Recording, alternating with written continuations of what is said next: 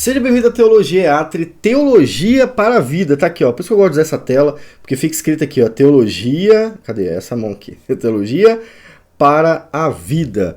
E o vídeo de hoje é uma leitura do Salmo 2, olha só, uma coisa que quase não fiz aqui com vocês, né? Ler a Bíblia apenas e pensar no que a Bíblia está falando. E é isso que a gente vai fazer. Eu tirei um tempo para a gente fazer isso aqui, ó. Hoje é quinta-feira, dia 12 de janeiro.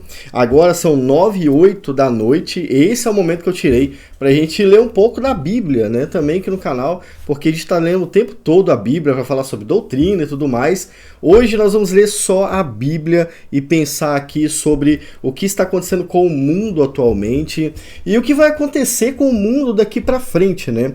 O Salmo 2 traz uma reflexão muito interessante e sobre algo que vem acontecendo na história da humanidade e termina com um final feliz para aqueles que creem em Deus, para aqueles que esperam em Jesus, né?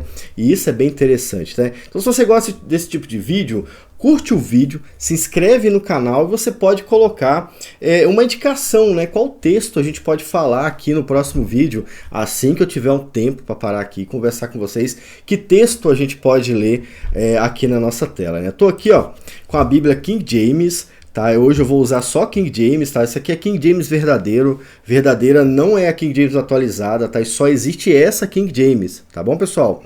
Não existe King James atualizado, eu não canso de falar isso, só essa é a King James fiel, que é a tradução da King James, é essa aqui, tá? Tradução da King James. Eu tô no site da BV Books e eu não ganhei nada para isso, eu só quis ler King James com vocês ao vivo aqui, ao vivo não, online, né? Então o Salmo 2 diz o seguinte, ó: por que os pagãos se irritam e os povos imaginam coisas vãs?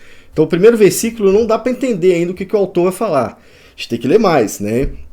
Os reis da terra se posicionam, e os governadores tomam conselhos juntos contra o Senhor e contra o seu ungido, dizendo, versículo 3, rompamos as suas ataduras em partes e lancemos longe de nós as suas cordas. Aquele que se assenta nos céus se rirá, o Senhor os terá em escárnio, ou seja, Deus zomba dessa atitude humana, né? Romper as suas ataduras, ou seja, se livrar de Deus de uma vez por todas, né? Deus está zombando disso, ele zomba dessa posição, como a gente vê no versículo 2 aqui, né?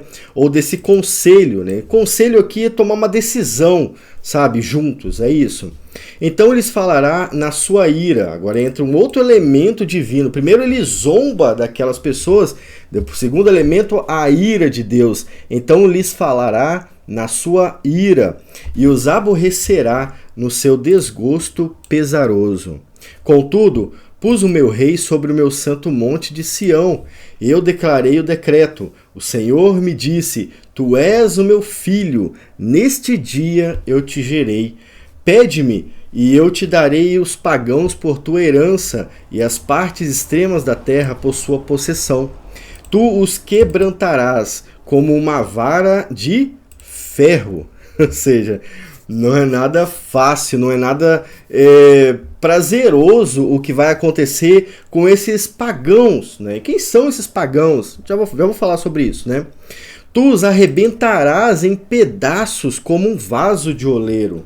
E agora, portanto, ó reis, sede sábios, é um aviso, sede sábios, sede instruídos, vós juízes da terra. Servi ao Senhor com temor e regozijai-vos com tremor. Ó, a palavra tremor aqui. Beijai o filho para que ele não se ire. Beijai o filho para que ele não se ire. O beijo aqui não é um relacionamento homoafetivo. O beijo é de respeito. Respeitai o filho, sabe?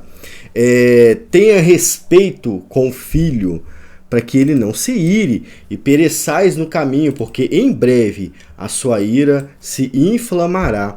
Abençoados são todos aqueles que põem sua confiança nele, no filho, tá?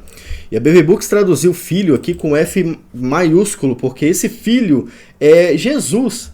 E embora esse poema, ou essa música, é um poema, embora essa música possa ser aplicada até mesmo à vida do Davi como o ungido, né? Porque ele foi realmente ungido, embora isso possa retratar parte da história de Davi, né, lembrando que ele era um guerreiro, ele tem muito mais declaração profética sobre o filho e sobre uma revolução mundial contra Deus do que sobre o reino, né, do que sobre o rei, do que sobre uma guerra humana. É um texto que ele é profético mesmo. Agora, qual é o contexto geral desse texto? Vocês vão perceber na leitura do texto que Deus está observando que na terra os homens estão se ajuntando contra ele. E eles vão falar lá no versículo 3, rompamos as suas ataduras em partes. Ou seja, Deus está observando que na terra os homens estão se divorciando dele, né? ou rompendo essas ataduras de forma é um rompimento violento, sabe? É uma coisa, uma separação. E isso o homem é que está desejando, o homem está buscando isso. Não é Deus quem está fazendo, é o homem que está fazendo isso, sabe? Os homens que se unem contra esse Senhor, né? O termo Senhor aqui, quando você vê o termo Senhor na Bíblia, você tem que lembrar de alguém que tem posses, né? De alguém que é poderoso, cara. É dono de todas as coisas, sabe? Quando fala de Deus como Senhor, é o Deus que domina tudo, né? Então eles estão rompendo as suas ataduras contra esse grande Senhor de todo o universo e também contra o seu ungido. Davi já tocando aqui no tema, né, messiânico. O ungido sempre foi o Messias, tá? Davi sabia do Messias, ele escreveu sobre o Messias.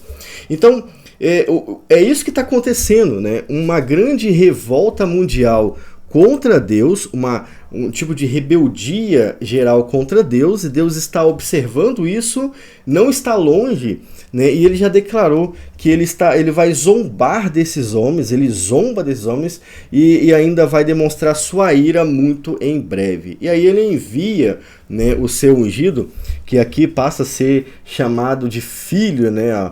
O filho é esse ungido, e ele fala que ele vai dar aqueles gentios, ou aqueles pagãos, como possessão a esse filho também. E como é que isso se aplica a Jesus? Cara, todas as coisas pertencem a Jesus. Paulo ensina que tudo foi criado por ele, por meio dele e para ele. Ou seja, o filho é que recebe como herança toda a criação, incluindo esses homens rebeldes. Esses homens que se juntam contra Jesus estão na mão de Jesus também. E aí eles vão experimentar duas coisas: a sua ira ou a sua bondade, né? Aqui a gente tem, ó, a bênção, né? Ó, sua bênção ou a sua ira, né? Dependendo daquilo que eles vão fazer com esse Senhor, né? Que agora passa a ser o filho, eles vão receber a ira ou a bênção. E a gente tem que pensar a respeito disso, né? Que parte de Jesus a gente tem recebido, né? A bênção ou a ira. Tem dois grupos nesse planeta, só tem dois grupos: aqueles que amam o Filho, aqueles que amam o Filho e tratam ele como Messias, né? Esse é Jesus, ele é Jesus. Quem é esse cara? Ele não é um símbolo do Natal, ele não é um símbolo da Páscoa apenas. Jesus não se resume a isso. Jesus é o dono de toda a terra, de toda a criação. Até o computador que eu estou usando para gravar para vocês, na verdade, não é meu, né? É dele. Ele que deixa eu usar. O dia que ele falar assim, ó, você não vai usar mais, ele puxa o fio aqui e acabou. Não tem quem faça ele ligar. Todas as coisas, todos os povos, todas as pessoas, literalmente, pertencem a esse filho, né? E olha que interessante, o texto está falando que os pagãos, eles se irritam com isso, eles se unem contra isso, né? Agora, o texto final, aqui na parte final, revela que isso um dia vai acabar. Mas na história da humanidade, isso se repete continuamente, né? Mas é claro, um dia vai acabar, como a gente vai ler daqui a pouco. Ó, tem 3 textos aqui que quero ler com vocês, né? Vamos tentar lembrar quando é que a humanidade se juntou contra Deus, como o texto fala, né? Davi experimentou isso aqui, porque ele foi perseguido também por isso, mas na história da humanidade, por exemplo, o dilúvio, ele aconteceu por causa disso, né? Deus olhou para a humanidade, zombou da humanidade, porque declarou como eles eram depravados, né? Perversos, e aí a sua ira desceu até eles. Nisso ele só quis salvar... caramba, fugiu o nome de Noé agora. Só quis salvar Noé e a sua família, mesmo assim com um propósito, tá? Não é porque ele salvou Noé e a sua família que todos ali eram salvos do inferno, não. A gente tem o próprio filho de Noé, Cão, né, que veio a ser o terrível povo de Canaã, que posteriormente foi destruído por Deus também.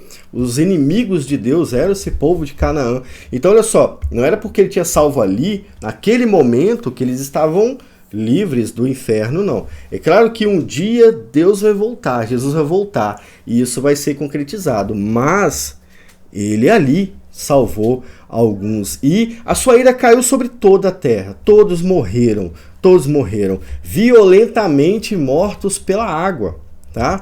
Nossa, isso dói meus ouvidos. Você está falando que Deus matou pessoas violentamente? Sim, eu estou dizendo isso, né? Na verdade não sou eu que estou dizendo, né? Eu só li no texto, quem está falando é a Bíblia. Outro evento, tem um monte aqui que eu selecionei para vocês, a Torre de Babel. O povo se juntou contra o Criador, eles queriam criar uma religião própria, criaram uma religião própria. Na realidade, e isso vai ser tema de estudo aqui na área de membros, né? Foi em Babel que surgiu a primeira deusa, a primeira adoração a Deus, uma divindade inventada pelo homem, veio de Babel, né? E aí quando eles estão criando isso, Deus vem e, novamente, derrama sua ira contra eles. Aonde que está a ira de Deus? Deus os distanciou um do outro para sempre. Os separou a partir pelas línguas diferentes, né? Isso foi a maldição, né? A gente olha para os outros idiomas e acha tão bonito, né? É tão bonito, mas esses idiomas diferentes, eles começam como uma maldição, que dura até hoje, né? Além disso, nós temos Sodoma. O povo de Sodoma, de Gomorra, de outras cidades ali em volta se aglomeravam contra Deus, ignoravam a vontade de Deus, a moralidade que há em Deus, que Deus é um ser que também possui moralidade própria. Aliás, ele é a fonte de toda moralidade, né? Se há moralidade correta e perfeita, ela está em Deus, né? E esses homens ali em Sodoma, eles se juntavam contra isso. Por isso foram todos mortos naquele dia, né? Exceto Ló e duas filhas.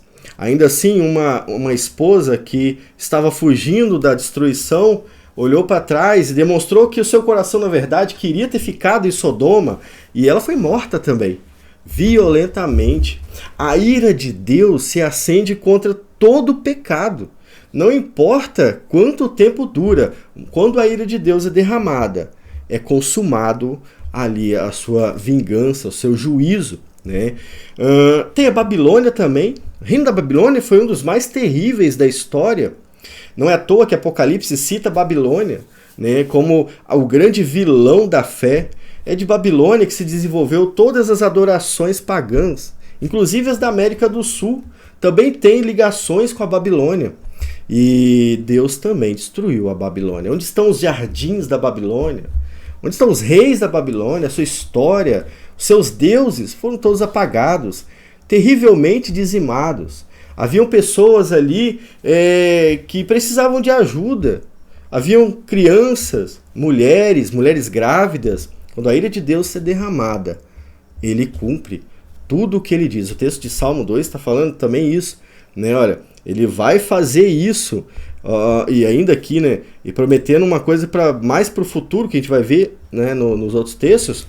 Beijai o filho para que ele não se ire e pereçais no caminho, né? Então, olha só, isso acontece, né? Até hoje isso acontece. Muita gente acha que Deus não julga mais, que Deus não atua mais na humanidade. Atua sim.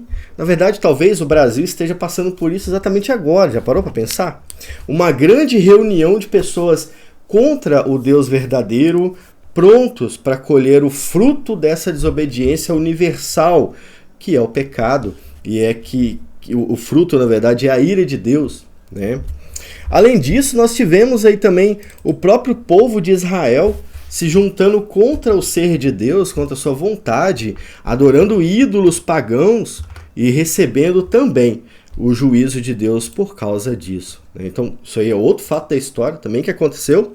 Além disso, nós temos no mundo moderno, né, um pouco menos distante da nossa realidade, a religião que representava o cristianismo acabou se envolvendo também com idolatria, com a deusa mãe, né? Que eu vou falar sobre essa deusa mãe na área de membros um dia desse, tá? Tá vendo aqui também? Ó, leitura imersiva da Bíblia. Você precisa conhecer a leitura imersiva, tá? Isso aqui é fruto do leitura imersiva, tá bom? Tem 2 cursos de leitura imersiva para você fazer lá. É muito legal a leitura imersiva, né? O mundo, né, no mundo moderno, a grande representante do cristianismo, ali no século 3, 4, 5, se envolveu com a grande deusa mãe e também sofreu por causa disso. E todos os seus membros sofrem até hoje. E se não se arrependerem, sentirão isso aqui também, a ira do Filho. Infelizmente, essas pessoas estão perdidas se não saírem desse sistema que se une contra o Pai, nessa idolatria, né, que cega eles há tantos séculos. E a nossa cultura não está longe disso. A nossa cultura é uma grande reunião de pessoas contra o ser de Deus. Os jovens praticamente estão dizendo isso, né? Os jovens estão agindo como esses reis aqui, ó. Rompamos as suas ataduras, lancemos longe de nós as suas cordas. Os jovens estão assim hoje. Poucos se interessam pela verdade, poucos se interessam pela Bíblia, por Deus, sabe? Se interessar por Deus. Não estou falando se interessar pelo emocionalismo, não. Por Deus, poucos se interessam e também vão receber como herança, digamos assim, a ira de Deus. Porque eles plantaram isso, eles buscaram isso, eles buscaram o pai deste mundo, e a herança desse pai é a ira de Deus também derramado sobre ele e sobre os seus filhos também, filhos de Satanás. É isso que os jovens têm demonstrado ser. E é engraçado que até alguns da igreja têm demonstrado isso. Isso é preocupante. A gente precisa trabalhar melhor esses jovens, né, para que eles não caiam eternamente nesse problema. Será que são jovens que não são crentes de verdade? Será que estão sendo enganados pelo mundo? A gente não sabe, a gente tem que descobrir, tem que tratar esses caras, né? Senão eles vão sofrer também. Uma hora ou outra, o ciclo de rebeldia é interrompido pela ira de Deus. Eu não quero que vocês sintam isso. Não quero isso para vocês, mas isso vai acontecer. Tá? Há sempre, uma coisa interessante, falando nisso, né? Há sempre um grupo de pessoas que sofrem nesse meio. Há sempre um povo santo sofrendo nesse meio. Não no mundo. O mundo está condenado, né? Como o apóstolo fala, né? O mundo jaz no maligno. O mundo é de pessoas mortas, né? Mas neste mundo há pessoas que estão sofrendo nele também. Isso aconteceu no povo de Israel, isso aconteceu na época de Jesus, isso acontece agora também. Muitas pessoas salvas estão sofrendo por causa disso também, né? E é importante buscá-las, é importante alertá-las para que elas sejam despertas. Mesmo que Jesus não volte ano que vem, ele pode derramar toda a sua ira sobre essa terra a qualquer momento. E estes jovens, essas pessoas que são de Deus, mas estão perdidas no mundo porque se afastaram, porque estão em pecado, podem sentir também na pele a ira de Deus. Mas de tempos em tempos isso acontece. Já reparou? Conseguiu pensar agora que eu citei alguns exemplos? Fica mais fácil, né? Agora, um dia isso vai acabar, tá? E esta é a grande preocupação que tem que fazer parte da sua vida. Um dia esse ciclo vai acabar.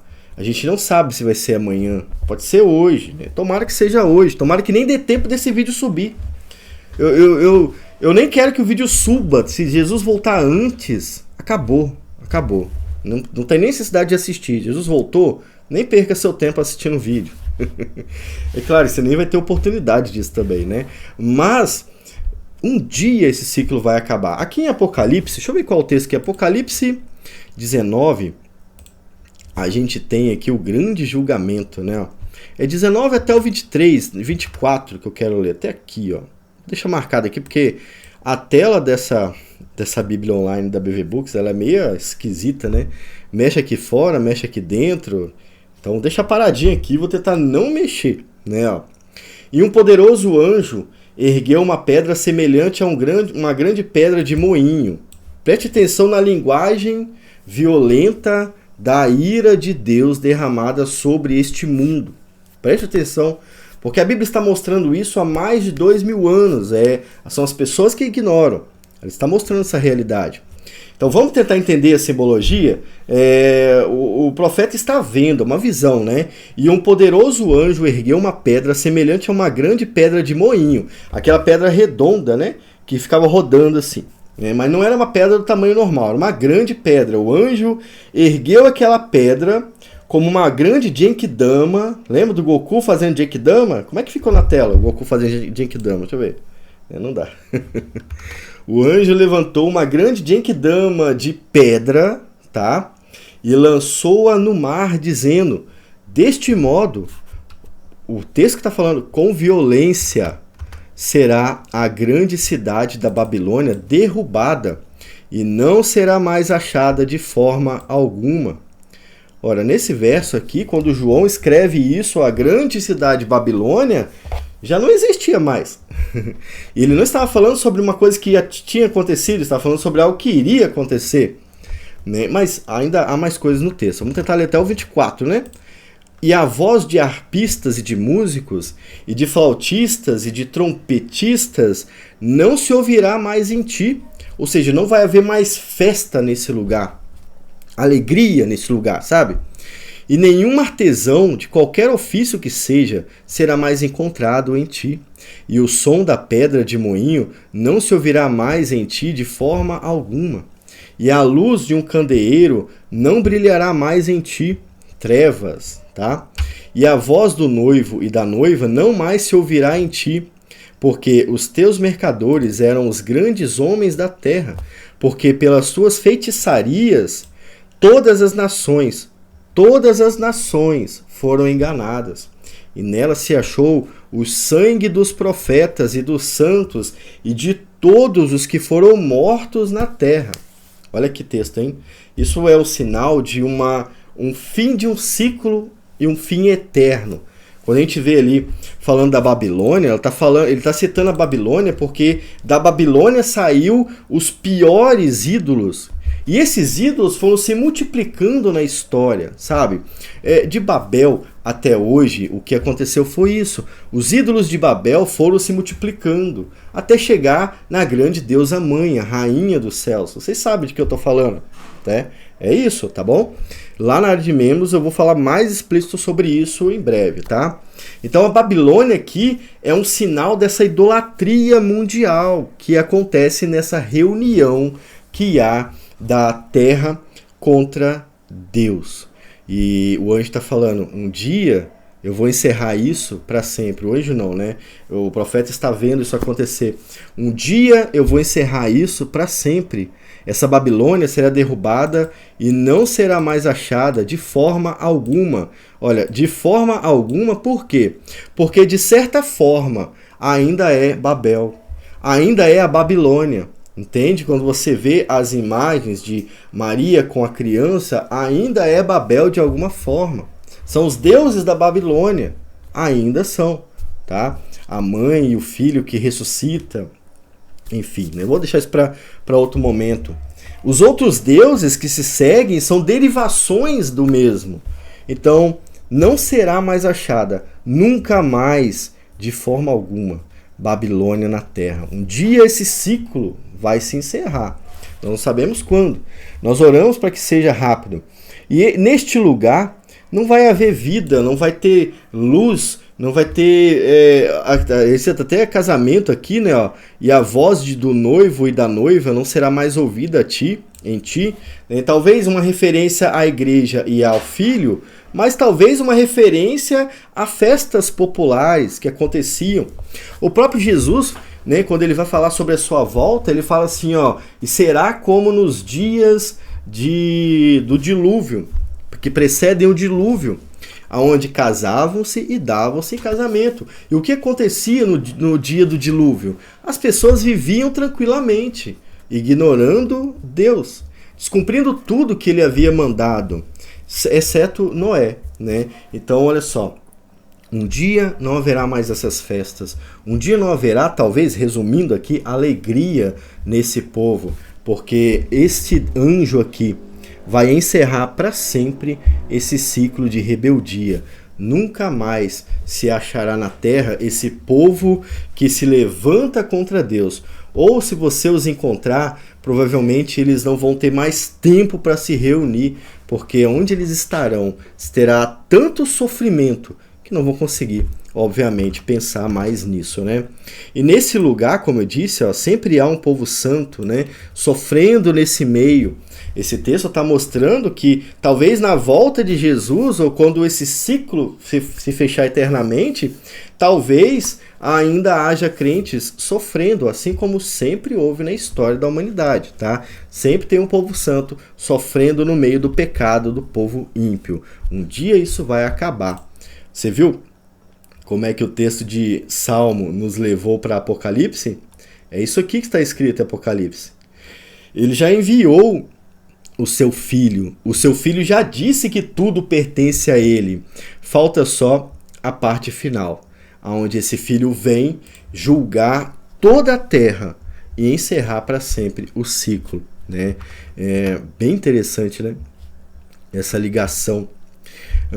Então, isso a gente pode não, a gente precisa pensar também no sufoco que eu e você passamos como crentes aqui na Terra. Isso me deixa até preocupado, porque eu vejo que muitas pessoas estão fugindo do propósito, sabe? Muitas pessoas estão abandonando a fé, não abandonando a fé como algo que ela não quer mais crer. Sabe, não é abandonando Jesus no sentido de que agora eu odeio Jesus, eu não quero mais Jesus. Não, é largando mão do serviço, sabe? É deixando aquilo que tem que fazer, né? É abandonando aquilo que Jesus mandou fazer, sabe? Muita gente tem deixado a fé de lado por causa das pressões. Muitas igrejas têm se entregado ao mundo com medo de sofrer pelo mundo. Entende? É disso que eu tô falando. Você entendeu? Bota nos comentários se você entendeu. E esse medo faz com que a gente fique preocupado, né? Será que a gente vai continuar? Será que nós vamos parar, já que tá todo mundo parando? Para logo todo mundo, né? Não, a gente não pode parar. A gente não pode deixar de lado só porque a pressão tá grande. Muito pelo contrário. O sintoma de que está perto de dar certo é justamente a pressão que todos nós estamos sofrendo, né? E tudo isso já estava escrito, né? Então a gente pode ficar mais esperançoso em relação àquilo que vai acontecer no final. Caramba, será que o cristianismo foi uma enganação? Cara, não é possível, tá tudo dando errado. As pessoas não estão indo mais na igreja, os pastores não pregam mais a verdade, né? O evangelho já não cresce mais, isso é um sinal de que o cristianismo todo já acabou. Não, não é isso não. Isso é um sinal de que tá tudo dando certo, porque é assim que vai acabar. É nesse contexto que Jesus volta, entende? Então isto é um sinal de esperança, porque está bem perto o dia dele voltar e nos resgatar. E olha que ele sempre deixou claro que quando isso acontecer, será um dia terrível para esse povo que se junta contra ele. Olha o texto aqui em Isaías, é um texto pesadíssimo, e eu já estou ficando sem voz, mas o texto de Isaías 38 é bem parecido com Salmo 2, e bem parecido com tudo que você vê em Apocalipse. Quase tudo em Apocalipse te lembra a Isaías 34. A não sei que você nunca tenha lido, mas a partir de agora vai lembrar. Isaías capítulo 34, é 34 mesmo? Isso aí. Tá aqui, ó. 34 diz o seguinte, ó. Aproximai-vos, vós, nações, para ouvir e escutai, vós povos. Permite que a terra ouça. Permite que a terra ouça e tudo o que nela está, o mundo e todas as coisas que dele procedem. Porque a indignação do Senhor está sobre todas as nações, e a sua fúria, a BV Books traduziu como fúria, a sua fúria sobre todos os seus exércitos. E esses exércitos aqui foram retratados aqui, ó, no Salmo 2, ó. Esses exércitos, tá? Os reis da terra, aqui. E aqui com a Babilônia, em Apocalipse com a Babilônia. A sua fúria sobre todos os seus exércitos. Ele as tem destruído completamente. Ele as tem trazido para a matança. Seus mortos serão arrojados. O mau cheiro exalará de seus cadáveres e os montes serão derretidos com o sangue deles. Olha o tamanho da visão da ira de Deus retratada em Isaías. E todo o exército do céu será dissolvido, e os céus serão enrolados juntamente como um rolo de pergaminho. Esse versículo 4, ele está retratando o fim, o end, sabe? Não vai ter mais. Vocês não vão se unir mais. Não haverá exército contra Deus mais. Nunca mais. Não é mais um ciclo, como muita gente acha. Não, é nunca mais. Quando fala do céu ser enrolado com o pergaminho, se iguala ao que Pedro fala sobre tudo ser dissolvido. É como se Deus desligasse tudo hoje, né? Tipo, vamos fazer esse texto aqui ficar mais atual. Deus vai puxar o fio da tomada da terra. Desliga a terra e acabou. Game over. E Deus está falando isso há muito tempo. E todo o seu exército cairá como uma folha cai de uma videira. Como é que uma folha cai de uma videira? Morta, sem vida. Ela pode ser verde. Pode ser verde. Talvez esteja verde. Mas ela vai morrer. Em breve ela vai morrer, tá? E ninguém ressuscita uma folha de uma videira. Ela morre, tá bom? E como um figo em queda de uma figueira. Pois a sua espada será banhada no céu. Eis que ela descerá sobre a Idumeia e sobre o povo da minha maldição para julgamento. Aqui é o lugar usado como símbolo daqueles que herdam a ira de Deus, tá? A espada do Senhor está coberta de sangue, faze-se engordurada com o sangue de carneiros e bodes, com a gordura dos rins de carneiros, pois o Senhor tem o sacrifício em Bosra e grande matança na terra de Idumeia. Enfim, ficou claro que um dia isso vai acabar? A gente está começando 2023 agora. Muita gente preocupada com outras coisas, com a política, com o que vai acontecer com o Bolsonaro, com o Lula, se esquecendo que o foco é Deus. Esses dias eu vi um quadrinho na internet escrito assim: o foco nunca foi Lutero, Calvino, só citaram calvinistas, né? Uma citação, é um texto provavelmente arminiano. O foco nunca foram essas pessoas, o foco sempre foi Jesus. O foco nunca foi o Brasil também. O foco nunca foi o Lula ou o Bolsonaro, fomos nós que nos desviamos. O foco sempre foi Jesus. E não importa se as coisas fiquem difíceis pra gente hoje. Um dia esse ciclo vai acabar. E quando esse ciclo acabar, o lugar em que você está fará toda a diferença para sempre. Porque ele vai acabar de uma só vez. Fica aí a nossa reflexão a partir do Salmo capítulo 2. Agora eu quero saber de você. Você está pouco preocupado com o que está acontecendo? Você está abandonando o cristianismo? Cuidado.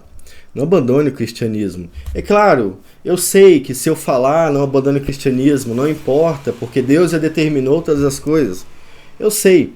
E no fundo eu não estou preocupado com as pessoas que Deus já determinou. Estou preocupado com aqueles irmãos que estão indo pelo caminho das pessoas que Deus já determinou. Porque infelizmente eles também vão sofrer. Mesmo que Jesus não volte hoje, eles vão sofrer. E eu não quero que os nossos irmãos sofram também. Não quero que nós sejamos confundidos com o mundo quando a ira de Deus for derramada, porque nós somos tão parecidos com o mundo que ganharemos também parte dessa ira. Fica aí para sua meditação. Que lado você está seguindo? Você está desanimado Cuidado com esse desânimo. Esse desânimo pode fazer você sofrer mais, ao invés de sofrer menos. Fique com Deus. Até o próximo vídeo. Gostou do vídeo? Curte, compartilha, faz o que quiser com ele. Tchau.